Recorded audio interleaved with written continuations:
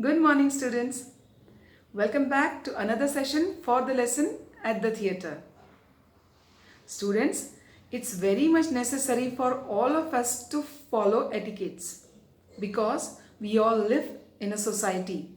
If we don't follow etiquettes, it may cause inconvenience to other people. We have seen in our lesson how the poet gets irritated because of the lady who is sitting behind him in a theatre and foretelling the plot of the story. So, now see what happens next.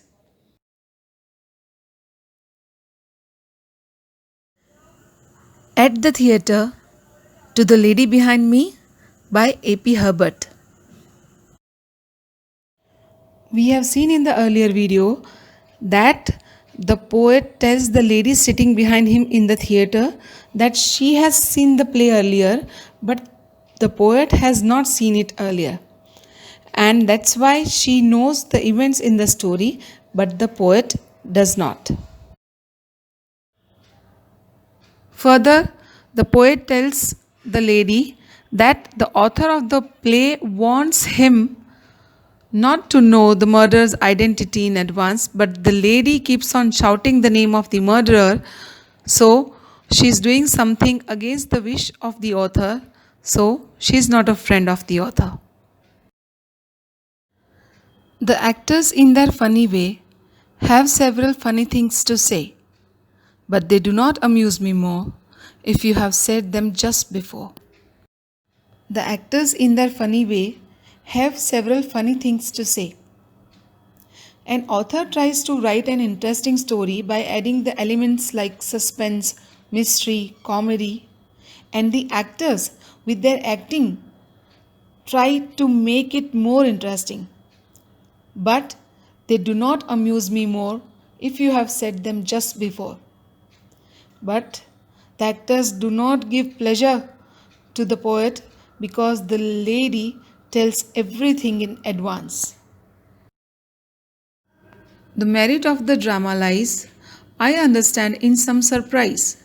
But the surprise now must be small, since you have just foretold all. The merit of the drama lies, I understand, in some surprise. Merit means interest. The drama will be interesting if there is element of surprise. But the surprise now must be small, since you have just foretold all. But the poet will not be surprised more because it is revealed by the lady beforehand. The lady you have brought with you is, I infer, a half-wit too, but can understand the piece without assistance from your niece. The lady you have brought with you is, I infer, a half-wit too. The poet said that he reached an opinion that the niece is a half-wit, that is stupid, because, as per my perception, the niece responds her aunt and lets her speak, but can understand the piece without assistance from your niece. Piece means a composition in music, drama, sculpture, etc. So here the piece means the drama. Assistance is help. And niece means the daughter of a brother or a sister that the lady has brought with her today. So the poet says that he can understand the drama and need not hear the conversation between the two. In short, foul woman, it would suit me just as well if you were mute.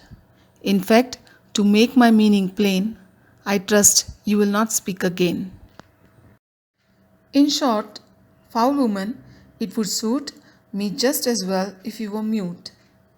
Finally, the poet couldn't stop himself and calls the lady foul woman. Foul means mannerless, and tells her that she has to be mute, that is, speechless. In fact, to make my meaning plain, I trust you will not speak again. Finally, makes it clear to the lady that she should not speak again.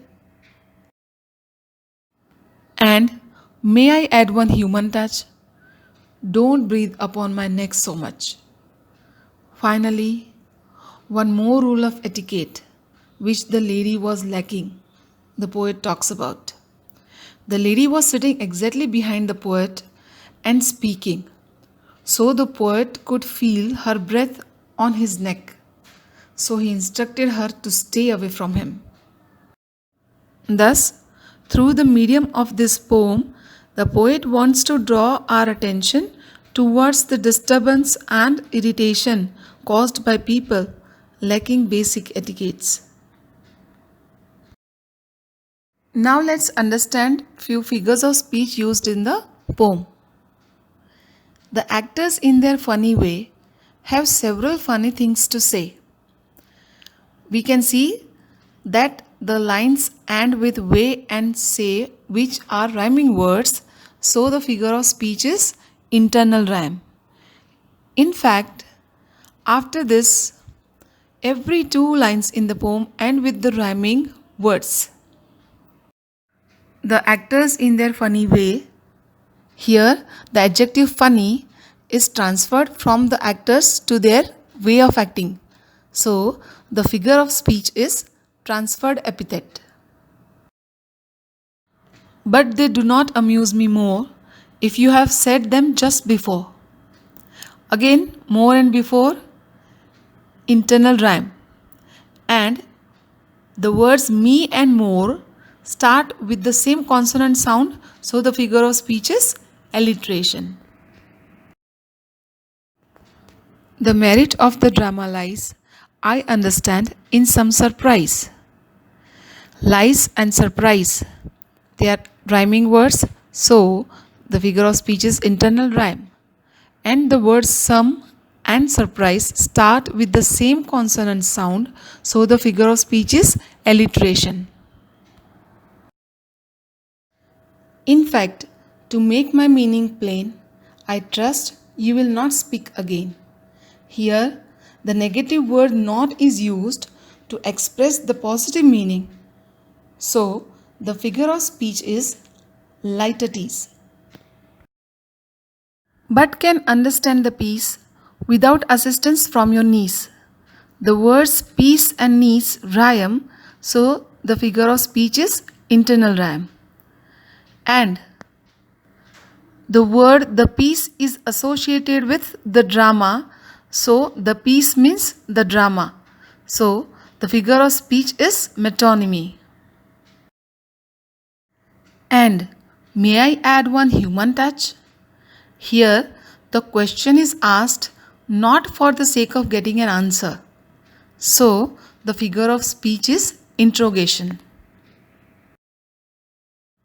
Now students, let's discuss one of the textual exercises. Find out the difference between the following types of literature. Write one or two sentences on each different type. So students, I will explain you the difference between the types of literature and then you may write your own sentences on each of them. A novel is a fictional prose narrative. It has a good length. So it is like a story of a book length.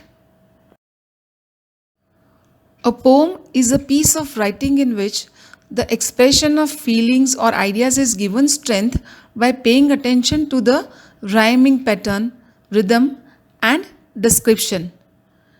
Students, this rhyming pattern and rhythm makes it different from the prose. A drama is a work of art in the form of prose and poetry which can be spoken or acted on the stage. So, in the drama, the script is written, right? Now, this can be a prose also or a poetry also. The poetry also in form of the drama can be presented and acted on the stage. A short story is a fictional work of prose that is shorter in length than a novel. So it is again a story, but the length is lesser than a novel. Novella. It is a short novel or short story that teaches a moral message. We have already seen that a short novel is told a short story, but when it teaches a moral message, it is called novella. Comedy. It is a drama which is light and amusing and mostly has a happy ending. We do see the comedy movies, right? So this comedy can be written and can be presented in form of a drama or movie, anything. Epic. It is a long narrative poem where the achievements of the hero and his experiences are told. Do you know the great Indian epics? The Ramayana and the Mahabharata. Lyric. A lyric is a short poem with verses which has all the qualities of a song. So basically, this is a poetry which can be sung. Tragedy. It is a drama which is based on human suffering where the main actors face loss, misfortune, or disaster. Such drama aims at bringing out sympathy from the audience. Now, students, that was all for today. I hope you enjoyed this poem and understood it thoroughly. Students, don't forget to practice worksheet. Do write the worksheets and the textual solution in your classwork. Students, stay home, stay safe and stay healthy.